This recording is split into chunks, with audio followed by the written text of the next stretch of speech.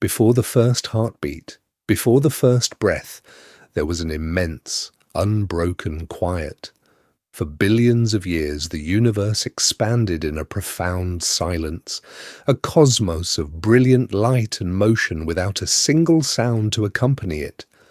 But on a small, watery world, the laws of physics were waiting. A subtle pressure wave, a vibration through the dense ocean became the first whisper in an eternity of stillness. It was not a roar or a cry, but a simple disturbance. Yet, for the nascent life stirring in the depths, this vibration was a revelation. It was information. It was danger. It was opportunity. This is the story of how that first tremor gave rise to the ear, how the ear gave rise to the voice, and how a planet once defined by its silence became a symphony of life. This is the story of the first roar. Imagine a world of cataclysmic violence, but one of absolute silence. This was our planet 4.5 billion years ago. A sphere of molten rock, bombarded by asteroids, its surface churning with volcanic fury. These events, which today would produce deafening explosions, occurred in the near vacuum of space, or beneath a thin, primitive atmosphere. Without a medium, a dense blanket of gas to carry them, the vibrations of these colossal impacts simply dissipated into the crust. There was no air to compress, no wave to propagate. There was no sound. For hundreds of millions of years, Earth was a universe without echoes. As the planet cooled, oceans formed from condensing vapor, and a thicker atmosphere began to coalesce. This created the necessary medium, but the silence persisted. Sound is not merely a vibration, it is a perception. It requires a receiver, a living thing capable of interpreting these pressure waves as information. In the sterile primordial oceans, life had not yet begun its slow, deliberate assembly. The world was a stage without actors, an orchestra without an audience. The language of this early Earth was not sonic, but chemical.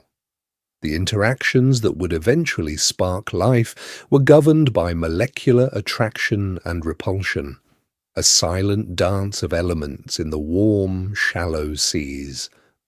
The concept of hearing, of perceiving an event at a distance through a pressure wave, was an evolutionary innovation that lay unimaginably far in the future. To comprehend this ancient world is to strip away one of our most fundamental senses. We must envision a landscape where a mountain can collapse, a meteor can strike, and a tide can crash upon a shore, all with the profound quiet of a dream. It is a world almost alien to our experience, a planet of immense physical energy, but no sonic footprint. Before the first roar, there was only the silent tremor of rock and water, waiting for the first organism to feel it. Deep within the chemically rich waters of the ancient oceans, a revolutionary event took place. Life emerged. At first, these were simple, single-celled organisms, adrift in a world they perceived only through direct contact. Their reality was a mosaic of chemical gradients and physical bumps. They could sense the nutrients they touched and the objects they collided with, but their awareness ended at the boundary of their own cellular membrane. For eons, this was the sole sensory experience of life on Earth. But as these simple organisms evolved into more complex, multicellular colonies, a new sense began to take shape. Mechanoreception. This was the ability to feel pressure. It was not hearing, not yet. It was a subtle, whole-body awareness. Water, being dense and incompressible, is an outstanding medium for transmitting pressure waves. The movement of any object, whether a particle of sediment drifting down or another organism swimming nearby, creates a subtle disturbance, a tremor that ripples through the aquatic environment. For an organism to develop cells specifically sensitive to these minute changes in pressure was a monumental evolutionary leap. It was the birth of perception at a distance. Suddenly, an organism could react to a presence it could not yet see, smell, or touch. A potential predator, displacing water as it approached, announced its arrival through an invisible pressure wave. A potential food source wriggling in the silt created a similar disturbance. This rudimentary sense was a profound advantage in the ever-escalating arms race of survival. It was a primitive early warning system and a remote targeting mechanism rolled into one.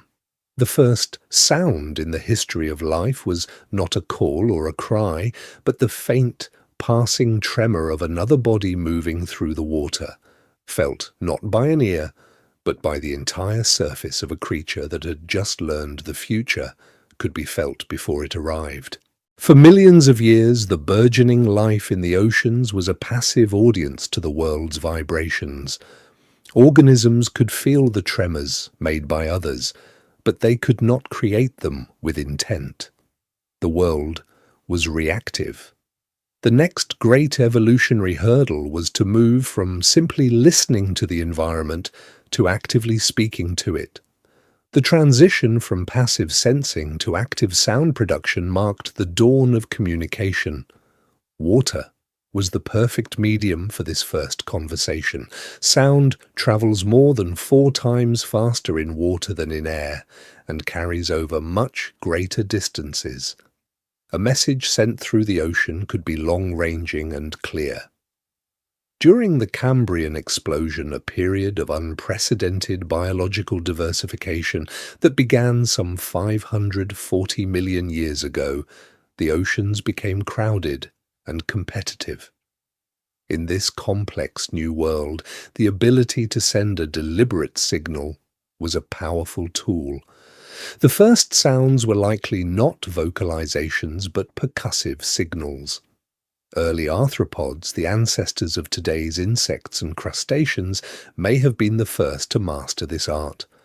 By rubbing parts of their hard exoskeletons together, a technique known as stridulation, they could produce clicks, scrapes, and rasps.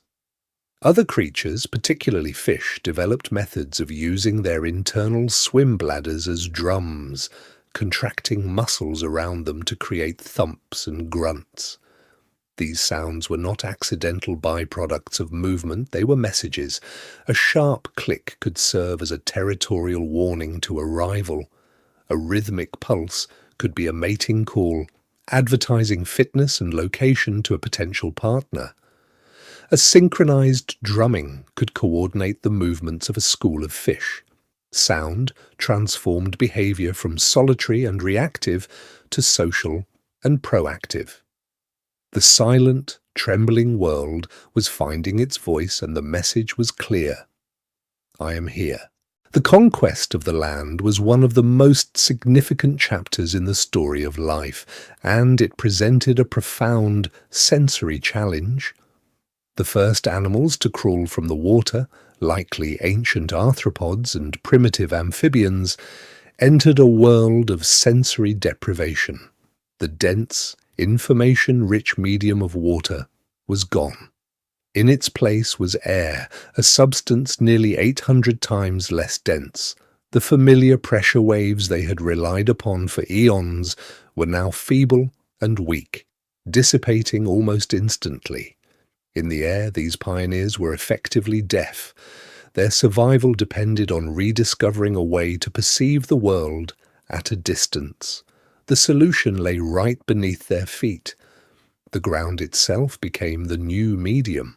While the air was thin and quiet, the substrate, the soil, rock, and decaying plant matter, was an excellent conductor of vibrations.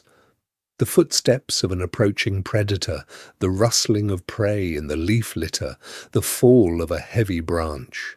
All of these events sent tremors rippling through the earth. This was a different kind of hearing, a form of whole-body touch. early land animals developed remarkable sensitivities to these substrate-borne vibrations. The ancestors of modern spiders evolved fine hairs on their legs, each one an exquisite motion detector capable of pinpointing the location of a struggling insect. The first amphibians and reptiles with their bellies and jaws pressed to the ground could feel the approach of larger creatures through their own skeletons. This was not a system for perceiving complex sounds, but for detecting presence and motion. It was a binary world of silence and alarm. The air itself remained a largely untapped resource. The biological soundscape of the Paleozoic era was dominated not by animal calls, but by the abiotic sounds of wind, thunder, and geologic activity. To unlock the potential of airborne sound, life would need to evolve an entirely new kind of biological technology. The air was a treasure chest of information locked away from the first land animals. The problem was one of physics, specifically impedance mismatch. The energy of a faint airborne sound wave would simply bounce off the dense, fluid-filled body of an animal. To hear in the air required a biological bridge, an amplifier to capture the delicate vibrations of the atmosphere and deliver them to the nervous system. The solution was the tympanic ear, and its origin is a stunning example of evolutionary repurposing. The story begins not with an ear, but with a jaw. The fish ancestors of all land vertebrates had a bony strut called the hyomandibula, which helped prop the jaw against the skull. As early amphibians evolved, their jaw structure changed, and this bone was no longer needed for its original purpose. Evolution, the ultimate tinkerer, put it to new use. This now superfluous bone became smaller and lighter, eventually lodging in an opening in the skull that was once a respiratory spiracle. This tiny bone became the stapes, the first, and for a time, only bone of the middle ear. This structure was the key. It formed a bridge from a new piece of anatomy, a thin, taut membrane of skin stretched over the opening, the tympanum, or eardrum. The eardrum, with its large surface area, vibrated easily in response to airborne sound waves. It acted like a sail, catching the faint energy of the wind. This vibration was then funneled through the stapes. By concentrating the energy from the large eardrum onto the tiny footprint of the stapes where it met the inner ear, the pressure of the sound wave was amplified by more than 20 times. This was enough to overcome the impedance mismatch, successfully transferring the vibration from the air into the fluid of the inner ear, where sensory cells could finally detect it as sound. With this masterpiece of biological engineering, the silent world vanished. The air was now alive with the buzz of insects and the calls of potential mates, and the first roar could finally be heard. For nearly 4 billion years, Earth was a world of profound quiet. The grand geological forces of volcanoes and shifting continents produced immense, low-frequency vibrations, but the sphere of life itself was silent. Then, 541 million years ago, something extraordinary happened. In a geological blink of an eye, the oceans erupted with an unprecedented explosion of complex life. This was the Cambrian period, and with it came the first faint whispers in the story of sound. The Cambrian seas were not filled with songs or calls. Instead, they hosted a soundscape of subtle, mechanical noises. The scuttling of the first arthropods, like the iconic trilobites, across the seabed. The gentle click of their hard exoskeletons bumping against rock and shell. The swirl of water displaced by Anomalocaris, the era's apex predator, as it propelled itself in pursuit of prey. These were not intentional communications. They were the simple, incidental physics of movement. But for the first time, there were organisms capable of perceiving them.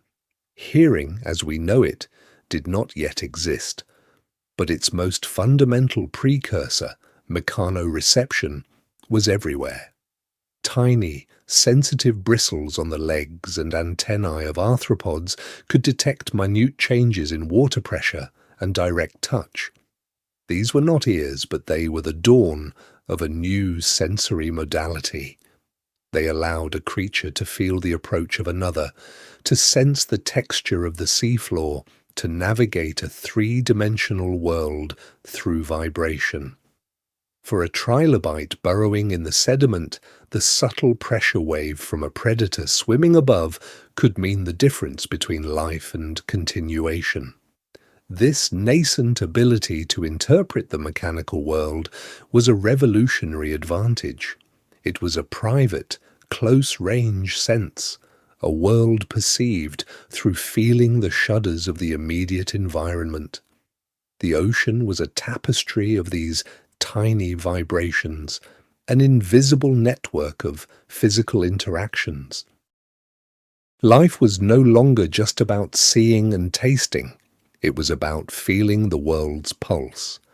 These simple sensory inputs, processed by the most primitive neural networks, were laying the groundwork for a future dominated by sound. The first step was taken. Life had begun to listen to the noise it was making. From these humble beginnings, a sensory arms race would begin, transforming this simple awareness of vibration into a powerful tool for survival, communication, and domination. The Cambrian world was one of touch and texture, of vibrations felt only at close range. But as life diversified through the subsequent Ordovician and Silurian periods, the oceans became a far more complex and competitive arena. Simple mechanoreception was no longer enough. To survive in these increasingly crowded waters, a new, more sophisticated way of sensing the world was needed. The solution was one of evolution's most elegant inventions, the lateral line. Visible today in most modern fish, this system first appeared in our earliest vertebrate ancestors, the jawless, armored ostracoderms. The lateral line is a marvel of biological engineering. It is a series of pores along the animal's body, connected to a subdermal canal, which contains tiny, hair-like sensory cells. These cells are exquisitely sensitive to the slightest water displacement. In effect, the lateral line is a remote sense of touch. An animal with this system could now perceive its world in a completely new dimension. It could feel the pressure waves created by a distant predator's swimming motion, giving it precious moments to escape. It could detect the subtle eddies created by a smaller creature hiding in the silt, revealing a potential meal. It transformed the ocean from a clear or murky visual space into a dynamic map of pressure and flow. The water itself became the medium for a constant stream of information. This was not hearing in the conventional sense, it was a holistic awareness of hydraulic events. A school of early fish, moving as one, could use their collective lateral lines to sense their environment with astonishing precision, detecting threats and opportunities as a unified superorganism. This new sense fundamentally altered the predator-prey dynamic. Stealth was no longer just a matter of visual camouflage. Predators had to learn to move with minimal water disturbance, while prey became attuned to the faintest aquatic tremors. The ocean was no longer a collection of individual creatures. It was an interconnected web of vibrations, a fluid environment where every movement sent ripples of information across the water. Life was learning to read the invisible language of pressure waves, But this remarkable system was intrinsically tied to its aquatic medium. As some pioneering vertebrates began to eye the shores, a profound challenge awaited. How could they take this vibrant, information-rich sense from the dense world of water into the thin, empty expanse of the air? Life's great leap onto land was a venture into a new and profoundly different sensory world. The air was thin, and it did not carry pressure waves with the fidelity of water. For the first terrestrial pioneers, the arthropods that crawled ashore more than 400 million years ago, the world must have seemed eerily quiet. Their aquatic senses were of little use here. A new way to communicate, to interact across distances, was necessary. And so began a revolution in sound production, a shift from accidental noise to intentional broadcasting. This was the age of stridulation. Stridulation is the act of producing sound by rubbing two body parts together. In the humid, oxygen-rich forests of the Carboniferous period, this simple mechanism gave rise to the planet's first complex acoustic chorus. Giant dragonflies with 3-foot wingspans filled the air with the hum of their flight. But it was the ancestors of today's crickets, grasshoppers, and beetles that became the true innovators. They developed specialized scrapers on their legs and ridged files on their wings. By dragging one across the other, they could generate distinct, repeatable sounds, chirps, clicks, and buzzes that traveled through the air. For the first time in Earth's history, sound was being used as a deliberate signal. This was not the incidental noise of a trilobite scuttling on the seafloor. This was a message with a purpose. A male arthropod could broadcast his presence and genetic fitness to females over remarkable distances, his unique chirp cutting through the dense foliage. A rival male's response could signal a territorial dispute, an acoustic duel fought with vibrating wings. These sounds transformed the silent green landscapes of the Paleozoic. The air itself became a medium for courtship, competition, and survival. Different species likely evolved different frequencies and patterns, partitioning the acoustic environment to avoid jamming each other's signals.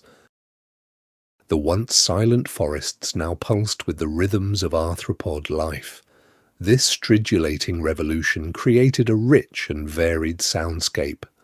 But while the invertebrates were busy filling the air with their calls, another group of land dwellers, the newly emerged vertebrates, remained observers in this new world of sound.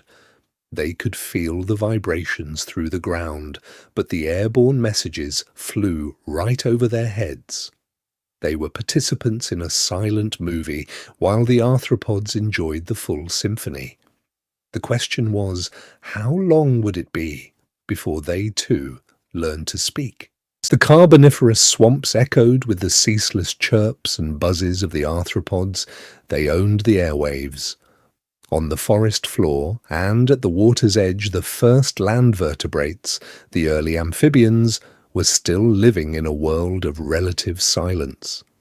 Their ancestors had passed down a crucial piece of anatomy, developed not for sound, but for survival in stagnant, oxygen-poor waters, the lung. On land, this simple air sac offered a monumental opportunity. It could be used not just for breathing, but for making noise. This innovation marked the birth of the vertebrate voice. Unlike the stridulating insects which produced sound externally, the amphibians evolved a new internal method. By forcing air from their lungs over simple elastic folds of tissue in their throats, the primitive larynx, they could create vibrations. These vibrations, amplified by a throat pouch or the buccal cavity, produced the world's first croaks, grunts, and hisses. The sound may have been simple, perhaps a low-frequency thump that was felt as much as it was heard, but its significance was immeasurable. For an early amphibian like Eriops, a large, crocodile-like creature, this newfound voice was a powerful tool. A male could now establish a territory with a guttural call, warning off rivals without resorting to a physical contest. He could attract a mate from the other side of a murky swamp, his call a beacon in the misty twilight. This was a fundamental shift. Vertebrates were no longer passive listeners to a world dominated by insect sounds. They were active participants, adding their own deep, resonant notes to the global chorus. The evolution of the voice was intrinsically linked to the evolution of hearing. The earliest terrestrial vertebrates heard primarily through bone conduction, sensing ground vibrations through their jaw and skull. But to effectively hear these new airborne calls from their own kind, a more specialized system was needed. The stage was set for the development of a dedicated ear, one capable of capturing the subtle pressure waves of sound traveling through air. The amphibian's first croak was more than just a sound. It was a declaration of presence, a challenge, and an invitation. It signaled the beginning of complex social behaviors in vertebrates, all mediated by acoustics. With two major branches of the animal kingdom now broadcasting through the air, the world was becoming a much noisier place. And in this rising tide of sound, the ability to listen with ever greater acuity would become the ultimate key to survival. With the world now filled with the calls of insects and the croaks of amphibians, sound was no longer just a tool for communication. It had become a source of critical intelligence and a fatal liability. Every chirp that advertised a mate also revealed a location to a predator. Every rustle in the undergrowth could signal either a meal or a menace. In this new acoustic environment, survival depended on who could hear whom first. This intense selective pressure drove one of the most important developments in sensory history, the evolution of the dedicated middle ear. Early land vertebrates heard poorly in air. They relied on their lower jawbone pressed against the ground to pick up vibrations and transmit them to the inner ear. This was effective for low-frequency thumps, but useless for the fainter, higher-frequency sounds of airborne predators or prey. The solution came from repurposing existing anatomy. In the reptilian jaw, a small bone called the quadrate connected to another called the articular. Over millions of years, in the lineage leading to mammals, these bones detached from the jaw and began to shrink. One of them, a bone called the stapes, which had once been a gill support in fish ancestors, became a tiny, piston-like structure. It formed a bridge between a new membrane stretched across an opening in the skull, the eardrum, or tympanum, and the fluid-filled inner ear. This was the birth of the three-bone middle ear, an acoustic amplifier of unparalleled sensitivity. This anatomical revolution changed everything. Our distant ancestors, the synapsids of the Permian and Triassic periods, were among the first to benefit. With this new auditory equipment, they could hear the high-frequency clicks of a beetle walking on a leaf, or the faint buzz of an insect's wings. Predators could now hunt by sound in low light, and prey developed an early warning system that was faster than sight. An acoustic arms race had begun. As predators evolved more sensitive hearing, prey evolved quieter ways of moving. Some insects, in turn, developed their own ears to detect the ultrasonic clicks of their hunters.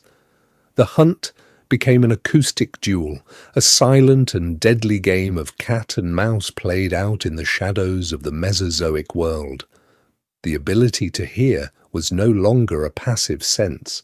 It was an active weapon in the daily battle for existence. This intricate co-evolution of sound and hearing set the stage for the next great chapter. A new group of animals was about to rise, and their roars would soon shake the continents, pushing the boundaries of acoustic power and perception to their very limits. For over 100 million years, the skies were a realm of profound silence, a vast, empty stage ruled by wind and weather. But deep in the Mesozoic era, this tranquility was broken. The first pioneers of flight, the pterosaurs, were not merely silent gliders. Fossil evidence, particularly the elaborate hollow crests of species like Pteranodon, suggests the presence of large resonating chambers. These were not built for aerodynamics alone, they were instruments. While we can never know their exact calls, it's likely these creatures filled the air with guttural squawks and hisses, broadcasting their presence across coastlines and inland seas. Their calls were declarations of territory, warnings of danger, and invitations to mate. For the first time, communication was truly three-dimensional, a signal that could transcend the boundaries of the forest floor. Yet, the pterosaurs were just the opening act. A more subtle and ultimately more significant acoustic revolution was taking place among a feathered lineage of dinosaurs. Creatures like Archaeopteryx represented a pivotal moment, the dawn of birds. Their key innovation was not just feathers, but the syrinx. This unique vocal organ located at the base of the windpipe allowed for a level of vocal control and complexity impossible for other reptiles. While early birds likely produced simple chirps and calls, the evolutionary potential of the syrinx was immense. It set the stage for the symphony to come. As the Cretaceous period progressed, the air became a tapestry of competing sounds. The calls of pterosaurs mingled with the evolving vocalizations of a growing diversity of birds. Sound became a vital tool for survival in the air. A call could reunite a flock scattered by a storm or alert others to a lurking predator below. But it was sexual selection that truly drove vocal complexity. Females began to favor males with more elaborate, difficult-to-produce calls, as these were honest signals of fitness, health, and intelligence. This preference ignited an evolutionary arms race, pushing bird vocalizations from simple signals to intricate songs. The brain power required to learn, produce, and remember these complex sequences grew in tandem. The avian brain was being rewired for music. The sky was no longer a silent void. It had become a vibrant broadcast medium, a theatre of sound where the daily dramas of life and survival played out in a chorus of ever-increasing complexity. As these new masters of the air perfected their craft, another acoustic frontier was being conquered in the world below, a realm of crushing pressure and eternal twilight. The primordial ocean was a world of sound, but not of song. It was a realm of muffled clicks from invertebrates, the grating of rock, and the immense low-frequency hum of geologic forces. This was the soundscape that awaited a group of audacious pioneers, land mammals returning to the sea. The transition was not simple. Early whales like Pachycetus still possessed ears adapted for listening in air, a sense that would have been nearly useless in the dense medium of water. Sound travels over 4 times faster in water, and for a terrestrial ear, it would be a confusing, overwhelming cacophony, with no way to determine the direction of a source. For these creatures to thrive, their entire auditory system had to be reinvented. Evolution provided a breathtaking solution. Over millions of years, the external ear vanished, and the middle and inner ear bones became isolated from the skull by a cushion of specialized fats, and fluids. This allowed them to pinpoint the direction of underwater sound with remarkable precision. The toothed whales, or odontocetes, took this a step further. They developed biological sonar. By forcing air through nasal passages, they could create high-frequency clicks, then focus these sounds into a beam using a fatty organ in their forehead called the melon. By listening to the returning echoes with their fat-filled lower jaw, which transmitted vibrations directly to the inner ear, they could navigate and hunt in total darkness. They learned to see with sound. But it was the baleen whales, the mysticetes, that transformed the ocean into a concert hall. The humpback whale in particular became the ocean's great composer. They produce long, complex, and hauntingly beautiful songs. These are not random noises.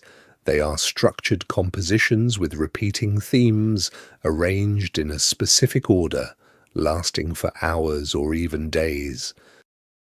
Every male in a given population sings the same song, but the song itself evolves from year to year, with new phrases added and old ones discarded.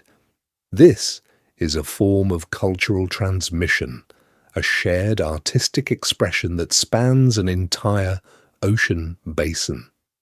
Transmitted through the deep sound channel, these low-frequency melodies can travel for thousands of miles, connecting individuals across vast, empty expanses.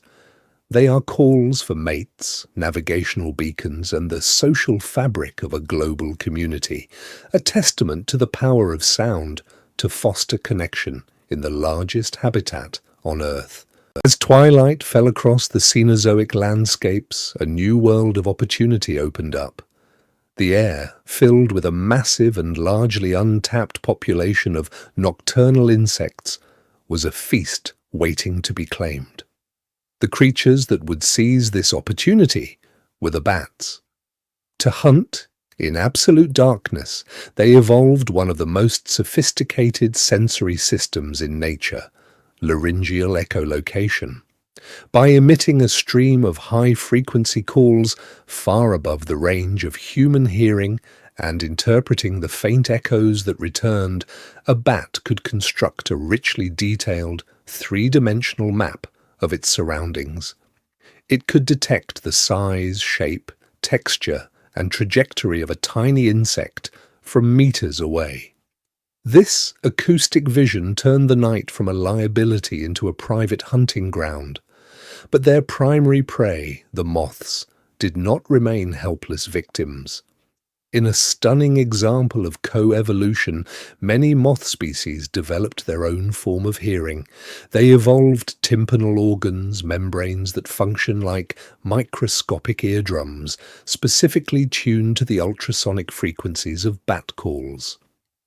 Upon detecting the telltale clicks of an approaching predator, the moth's nervous system would trigger an immediate, reflexive response. A sudden dive, an erratic spiral, or a complete cessation of flight, causing it to plummet to safety. It was a life-or-death duel fought with invisible waves of sound. This triggered a high-stakes arms race. Some bats evolved to be quieter or to use frequencies at the very edge of the moth's hearing range, developing a form of acoustic stealth.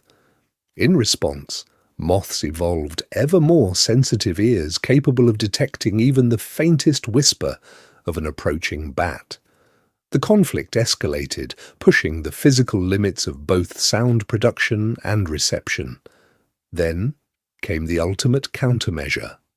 The tiger moth evolved the ability to talk back. When targeted by a bat, it produces its own series of ultrasonic clicks.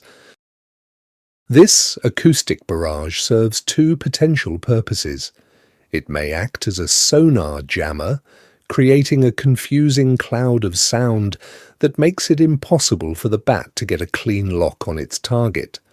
Alternatively, it may be an acoustic warning, a signal that tells the bat the moth is filled with toxins and is not a worthwhile meal. In this nocturnal theatre, the prey was now shouting back at the predator, using the predator's own language of sound to survive. This invisible war continues to this day, a silent, nightly ballet of detection and deception. The world was remade by fire and impact. When the dust settled after the great extinction event that closed the Cretaceous period, the Titans were gone. The age of giant reptiles had ended abruptly, leaving a power vacuum. Into this new, quieter world stepped the meek and the small, the mammals. For millions of years they had lived in the shadows of the dinosaurs, mostly small, nocturnal creatures. Their survival and their subsequent rise to global dominance was owed in large part to a secret weapon, an anatomical marvel hidden deep within their skulls. This innovation was the mammalian middle ear. Its story begins not with hearing, but with chewing. The ancestors of mammals, the synapsids, had a complex jaw made of several bones.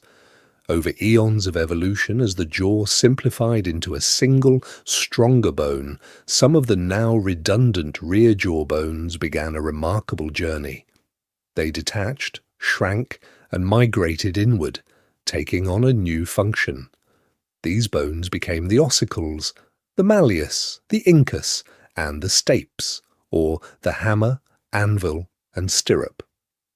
While other vertebrates had a single bone to transmit sound from the eardrum, mammals now had a sophisticated three-bone lever system. This tiny, intricate chain of bones was a biomechanical masterpiece. It acted as an impedance matcher, efficiently transferring the energy of sound waves from the air in the outer ear to the fluid of the inner ear. More importantly, it amplified the force of these vibrations by a factor of 20. This gave early mammals a form of superhearing. They could perceive a far wider range of frequencies, especially in the higher registers, and could detect much fainter sounds than any reptile or bird. In the dim, dangerous world of the nocturnal forest floor, this was a profound advantage. They could hear the subtle rustle of an insect in the leaf litter, the quiet footfall of a predator, or the high-pitched squeaks of their own young hidden in a burrow. Their world was acoustically richer and more detailed than that of any other creature. While the surviving dinosaurs were creatures of the day, mammals owned the night. Thanks to their ability to navigate a world of subtle sounds, their superior hearing was a key that unlocked a new evolutionary path, allowing them to thrive in the aftermath and diversify into the myriad forms we see today. High in the sun-dappled canopy of the world's ancient forests, a new kind of society was taking shape. For the early primates, life was becoming intensely social. As they moved from the forest floor into the complex, three-dimensional world of the treetops, their reliance on the ground-based world of scent began to fade, replaced by a new emphasis on vision and, crucially, on sound. In the dense foliage where a troop member might be hidden just a few feet away, sound was the ideal medium for maintaining social cohesion. It could cut through leaves, travel over distances, and convey information with speed and precision. This burgeoning social complexity drove a vocal revolution. Primate calls evolved from simple grunts and hoots into a rich and varied lexicon. This is exemplified by vervet monkeys, who developed a sophisticated alarm system. They use one distinct call to warn of an eagle, prompting the troop to look up and seek cover below. A different call signals a leopard, causing them to scramble up into the thinnest branches. A third call for a snake sends them standing on their hind legs, scanning the grass. This is more than just noise, it is semantic communication. The sounds have specific, abstract meanings understood by the entire community.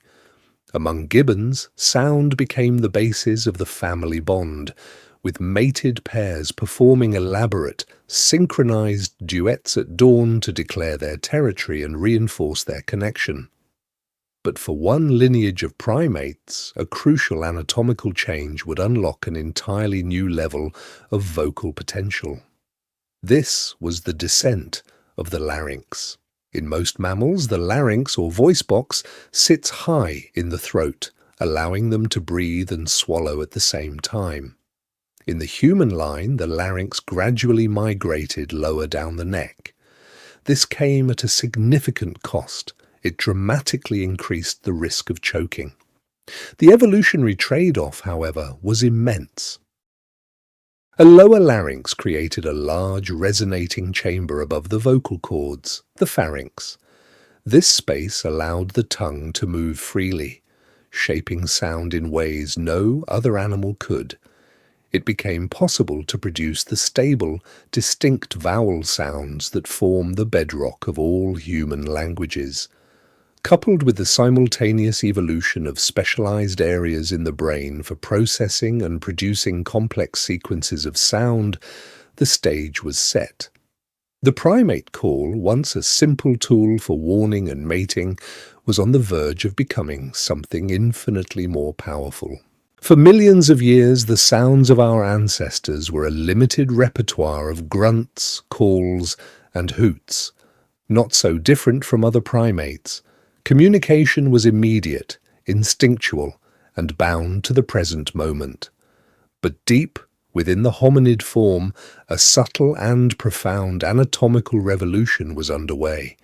It was a change so risky, it suggests the reward was nothing less than the dawn of humanity as we know it. This was the descent of the larynx. In most mammals, the larynx or voice box sits high in the throat, creating a direct, safe passage for air while allowing the animal to drink and breathe simultaneously. This is also true for human infants, but as our ancestors began to walk upright, their anatomy shifted. The skull balanced atop the spine, the face flattened, and the larynx began its slow journey downward in the neck. This migration created a new, expansive chamber above the vocal cords, the pharynx. This space became the ultimate acoustic instrument, a resonant cavity that allowed the tongue, lips, and jaw to shape raw sound into an astonishing array of distinct vowels and consonants.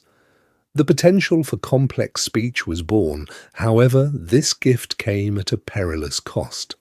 A lowered larynx meant the pathways for air and food now crossed, introducing a permanent and significant risk of choking. For this trait to be selected by evolution, the advantage it conferred had to be monumental. The ability to speak was clearly worth the danger. This anatomical change did not happen in isolation. It evolved in concert with a developing brain. Neurological centers for language, like Broca's and Wernicke's areas, were expanding, ready to command this new vocal apparatus. The result was a feedback loop. A more capable voice allowed for more complex thoughts, which in turn drove the evolution of a brain that could handle abstract concepts. Our ancestors could now do more than warn of a predator. They could plan a hunt, teach a child how to knap flint, share stories of the past, and imagine a future. The first true words were not just labels, they were tools to build a shared reality. The world was no longer just a place to survive, but a place to be understood, described, and transformed through the power of sound. With this new voice, humanity was poised to fill the world with its ideas, but first, it would find a stage that would amplify its newfound power beyond all expectation. Following the path of curiosity and necessity, early humans ventured deep into the earth, into the profound stillness of caves. They carried flickering torches, pushing back a darkness that was absolute. In these subterranean chambers, they discovered more than just shelter from the elements. They found the world's first great auditoriums. A single uttered sound, a clap of the hands, did not simply fade away. It returned, transformed. It was an echo, the voice of the cave itself speaking back. This phenomenon must have been a profound, almost spiritual revelation. The cave was not a dead space. It was alive with acoustic energy. Modern research in the field of archaeoacoustics confirms what our ancestors felt instinctively. Studies in the painted caves of Paleolithic Europe, such as those at Lascaux and Chauvet, reveal a stunning correlation. The most vivid and significant paintings of bison, horses, and lions are often located not in the most visible places, but in the spots with the most remarkable resonant properties.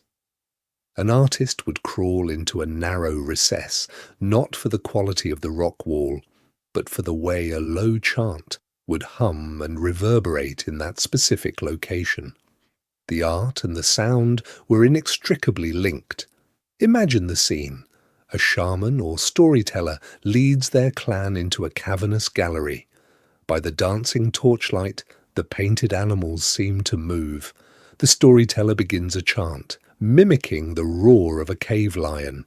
The cave answers, amplifying the sound, making it surround the listeners, turning a simple story into an immersive, terrifying, and sacred experience. The barrier between the real and the depicted world would dissolve in the echoing darkness. This was more than art and more than sound. It was the birth of ritual.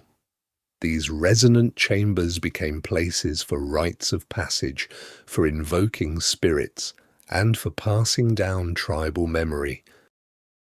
The sound was a bridge to another realm, a way to connect with the powerful forces believed to govern the hunt and the seasons. In the deep, resonant belly of the earth, our ancestors learned that their new voices could do more than communicate. They could create worlds, inspire awe, and shape belief itself. The sounds they made were ephemeral, but they forged a bond, a shared rhythm that would soon define the very structure of their communities. From the resonant echo of the cave emerged a new understanding of sound, the power of rhythm. It began simply. A stick striking a hollow log, two stones clicked together in a steady pulse, a hand beating against a stretched animal hide. One person starts a beat, another joins, and then another, until a single, unified pulse emerges. This is the heartbeat of the tribe, the birth of music as a social force. Before complex language could unite everyone, rhythm did. It is a primal language that requires no translation. The discovery of instruments like the 40,000-year-old flute carved from a vulture's bone found in Germany shows a deliberate effort to create and control tone and melody. But rhythm was the foundation. It synchronized the group, transforming individual efforts into collective power. Hunters might chant in rhythm as they tracked prey, their movements becoming a coordinated, efficient dance. A work song could turn the arduous task of moving a large stone into a manageable, shared effort, the grunts and heaves timed to a steady beat. This synchronization did more than just coordinate labor. It built trust and fostered empathy. Neuroscientists today understand this as neural coupling. When people create rhythm together, their brain waves begin to sync up. They literally get on the same wavelength. This creates a powerful feeling of unity, what sociologist Emile Durkheim called collective effervescence. In the firelight, as the tribe danced and chanted to the driving beat of a drum, individual identities would merge into a larger whole. The separation between self and other, between the tribe and the cosmos, would momentarily disappear in a state of communal ecstasy. Rhythm marked the cycles of life. There were rhythms for celebration after a successful hunt, solemn cadences for mourning the lost, gentle lullabies to soothe a child, and powerful percussive rituals to call for rain or honor the spirits. Sound became the invisible architecture of society. It reinforced social bonds, transmitted cultural knowledge, and provided a shared emotional outlet for the joys and hardships of existence. This communal soundscape, rich and purposeful, was still woven into the fabric of the natural world. But as tribes grew into villages and villages into cities, a new kind of sound was destined to emerge, one that would seek not to harmonize with nature, but to conquer it. The intimate, rhythmic soundscape of the tribe began to fade with the rise of the first cities. A new acoustic world was born, not from wood, hide and voice, but from stone, metal, and the ceaseless activity of thousands. In the bustling streets of ancient Rome, the dominant sound was no longer the wind in the trees, but the rumble of iron-rimmed chariot wheels on basalt paving stones, a noise so pervasive that Julius Caesar famously banned wheeled traffic during the daylight hours. The air was thick with the cries of street vendors, the chatter of a dozen languages in the marketplace, the clang of a blacksmith's hammer, and the distant roar of the crowd from the Colosseum. For the first time in history, the acoustic environment was overwhelmingly human-made. Sound became a projection of power. The great bells of medieval cathedrals did not just call the faithful to prayer. They imposed a new, unified sense of time upon the entire community, their resonant peals demonstrating the reach and authority of the church. The blast of a trumpet and the rhythmic marching of a legion were sounds of order and intimidation, a warning of imperial might. But these sounds were a prelude to the true sonic revolution. The industrial age unleashed a soundscape of unprecedented scale and intensity. The rhythmic, almost organic noises of the pre-industrial city were shattered by the relentless, deafening roar of machines, the hiss of steam, the thunder of the power loom, the shriek of the factory whistle. These were the sounds of progress, but they came at a cost. The human ear, which evolved to detect the subtle snap of a twig on the quiet savanna, was now subjected to a constant, overwhelming assault. Noise became a form of pollution, a source of chronic stress. It also became a marker of social class, as the wealthy sought refuge in quieter neighborhoods, leaving the working poor to live and labor amidst the ceaseless din. The symphony of the natural world, the birdsong, the rustle of leaves, the flow of water, was drowned out, relegated to a forgotten background hum. Humanity had filled the planet with its own voice, a cacophony of ambition and invention. Having conquered the acoustic landscape of Earth, our insatiable desire to create and control sound was about to turn its attention outward, toward the profound and seemingly absolute silence of the cosmos. In 1932, a young radio engineer named Karl Jansky was tasked with a mundane problem. Working for Bell Telephone Laboratories, he was trying to identify the sources of static that interfered with transatlantic radio telephone services. He built a massive rotating antenna, a strange contraption of brass pipes and wooden frames nicknamed Jansky's merry-go-round. As he listened, he identified the familiar crackle of distant thunderstorms. But there was another sound, a faint, steady, and persistent hiss. Puzzlingly, this hiss seemed to follow the stars. It peaked every 23 hours and 56 minutes, the length of a sidereal day. Jansky had made a monumental discovery. The static wasn't from Earth or even from the Sun. It was a signal emanating from the center of our own Milky Way galaxy. For the first time, a human being had intentionally listened to the universe. This was the birth of radio astronomy. Of course, sound as we know it, a vibration traveling through a medium, cannot cross the vacuum of space. The cosmos is silent in that sense, but it is not quiet. It is ablaze with energy, a symphony of electromagnetic waves, including radio waves, that have traveled across unimaginable distances for billions of years. Radio telescopes are our planet's gigantic ears, designed to capture these ancient whispers. When we aim these dishes at the heavens, what do we hear?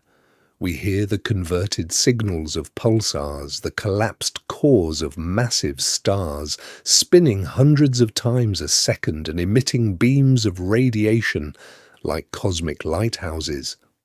Their rhythmic pulses are more accurate than any atomic clock on Earth. We can detect the faint, uniform hum of the cosmic microwave background, the residual heat from the Big Bang, the very first echo of creation.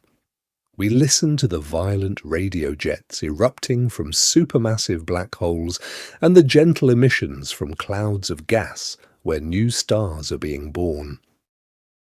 This cosmic listening has culminated in endeavors like SETI, the search for extraterrestrial intelligence, which scans the sky for any signal that is structured, complex, and clearly artificial. It is the ultimate expression of our evolutionary journey. From an ancestor straining to hear a predator in the tall grass, we have become a species that strains to hear a sign of companionship from across the galaxy. The larynx gave us the power to speak to one another. The telescope gave us the power to listen to the story of the universe itself. The great silence of space is, in fact, full of voices. We have only just learned how to hear them.